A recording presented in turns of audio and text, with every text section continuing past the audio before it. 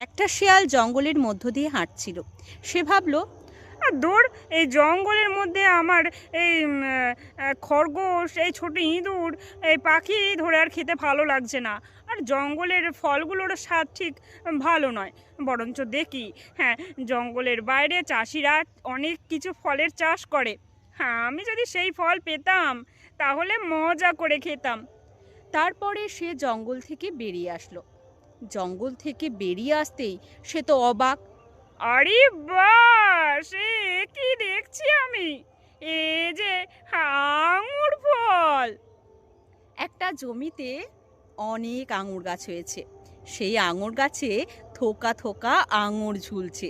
সেই আঙুর দেখেই শিয়ালের লোভ লাগলো। সে তো একেবারে অবাক হয়ে গেল। উফ, এই আঙুর ফল আমাকে খেতেই হবে, না হলে এই আঙুর ফলের মিষ্টতাটা বৃথা চলে যাবে। আমি এই পারতে শুরু করলাম। সে অনেকবার লাফ দিতে লাগলো। একবার, দুবার, তিনবার, বারবার লাফ দিচ্ছে, কিন্তু আঙুর ফল সে পারতেই পারছে না। কি ব্যাপার হলো? আমি তো অনেক উঁচুতে লাফ দিচ্ছি, তাও আঙুর ফলগুলো ধরতে পারছি না কেন? কি ব্যাপার? না, এবার মনে হচ্ছে আরও উঁচুতে লাফ দিতে হবে। সে একটু বিশ্রাম নিয়ে আরো উঁচুতে লাফ দিতে থাকলো। এবার আমি পেরে যাব। আরো উঁচুতে লাফ দিল, তাও পারছে না। কি হবে? উফ, আমার কি বুঝতে পারছি না, আমার কি হলো? আমি আঙুর ফলগুলো পারতে পারছি না কেন? না, আমাকে চেষ্টা করতেই হবে। আঙুর ফলগুলো আমাকে খেতেই হবে।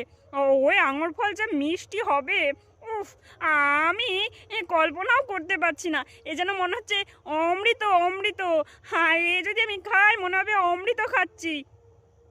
তারপর সে আরো উঁচুতে লাফ দিতে লাগলো, কিন্তু না, তাও সে পেল না আঙুর ফলগুলো। সে তখন ক্লান্ত হয়ে পড়ল। ক্লান্ত হয়ে চুপটি করে কিছুক্ষণ দাঁড়িয়ে রইল। তারপর সে বলল, দূর দূর, এ আঙুর ফল মনে হচ্ছে টক, বিচ্ছিরি। এ দেখেই মনে হচ্ছে এর কোনো রসকস নেই। এ টকে একবারে খাওয়াই যাবে না। দূর, এখান থেকে চলে যাওয়াই ভালো। তারপর সে সেখান থেকে চলে গেল।